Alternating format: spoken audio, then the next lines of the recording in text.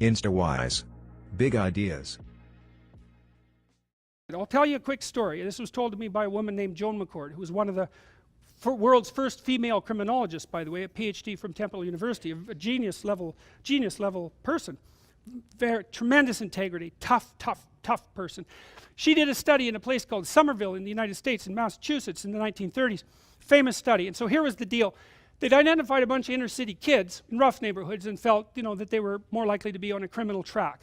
Criminal, antisocial, undereducated, alcohol, the whole dismal, wretched underclass phenomena thing was going on. And so they thought, well, let's do an intervention. Let's set up programs to help these kids and see if we can change their developmental pathways. So they designed a fine study, man. I had the kids, I'll get the details wrong, but I got the story right. They had the kids. They made them more literate. They educated them more. They had their parents take training courses. They did social skills training. Like, they did all sorts of things to try to make the kids' lives turn out better. And to top it all off, because the kids were stuck in the inner city, they took them all out to summer camp for a couple of weeks a year. And so they could get away from the city and, enjoy the countryside and have a little bit of a vacation, a little taste of a higher quality life. Yeah, so great. Everyone's thrilled with the damn program. The kids are having a great time at camp. The counselors are thrilled. The psychologists, they think they're doing a wonderful job. Great, it's working beautifully. Except, then they did the data analysis.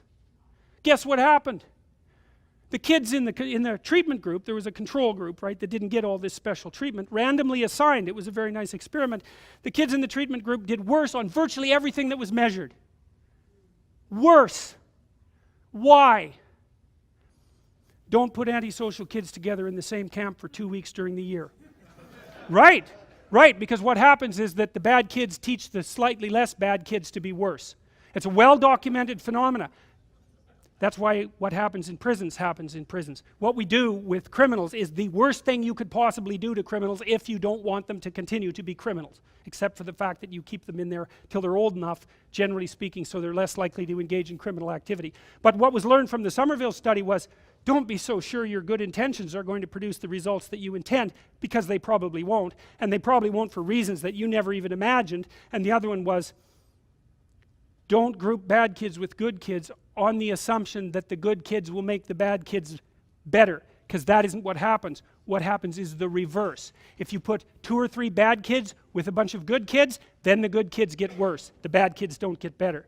Very well documented social science finding. Well, the reason I'm telling you the Somerville story is because, God, who could argue with that study, right? It's like, these kids were poor, they were struggling. It's like you want to lift them up, you want to make their life better. You do this wonderful, expensive, well-motivated experiment, and then you run the damn data analysis and you find out that there was one thing wrong with your social intervention philosophy that you didn't understand, and you actually made it worse. Well, and so Joan McCord, she spent much of the rest of her life going around telling social scientists, when you run a social experiment, politicians, the same thing. When you run a social experiment, especially on a large number of people, especially without their consent, then gather the data and do the follow-up study.